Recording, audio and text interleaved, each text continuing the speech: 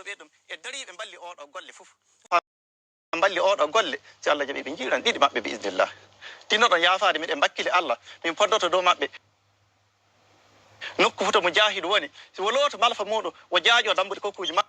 Je Burkina Faso. Dans une vidéo de 4 minutes 11 secondes, Ousmane Diko, frère de Jafar, affirme que les victimes sont des civils, promet de les venger, qu'ils soient Peuls ou pas, pour marquer le dogme transethnique du JNIN, appelle à rejoindre les rangs.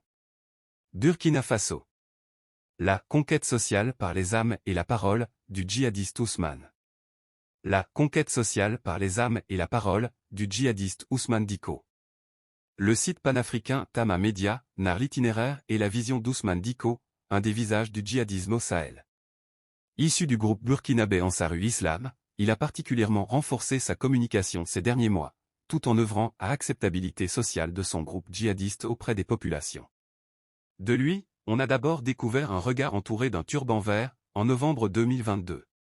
C'était quelques semaines après le coup d'État d'Ibrahim Traoré au Burkina Faso. Ouagadougou venait de lancer le recrutement de 50 000 volontaires pour la défense de la patrie, VLP, auxiliaire civil de l'armée.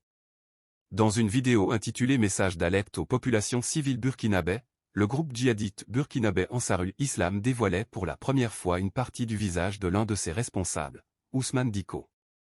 Le jeune chef djihadiste avertissait alors que si les civils répondaient à l'appel du président Traoré et se plaçaient entre nous et les gouvernants, ils en subiraient toutes les conséquences, écrit le site panafricain Tama Media. Il a enquêté sur Ousmane Diko, figure émergente dans la galaxie djihadiste sahélienne et visage idéologique du djihad au Burkina Faso. Un visage et une voix devenus familiers au fil des enregistrements et vidéos diffusés de plus en plus fréquemment sur la chaîne AZ Zalaka, organe médiatique du groupe de soutien à l'islam et aux musulmans, GSIM, ou JNIM selon son acronyme en arabe, dont Ousmane Diko est présenté comme le chef local au Burkina Faso, en sus de sa fonction de chef d'état-major d'Ansarul Islam radical. Le 3 août, le GSIM a attaqué le village de Youba et tué 14 civils, dont une femme et 4 enfants, dont 2 sont morts après que des combattants ont mis le feu à une boutique dans laquelle ils s'étaient cachés.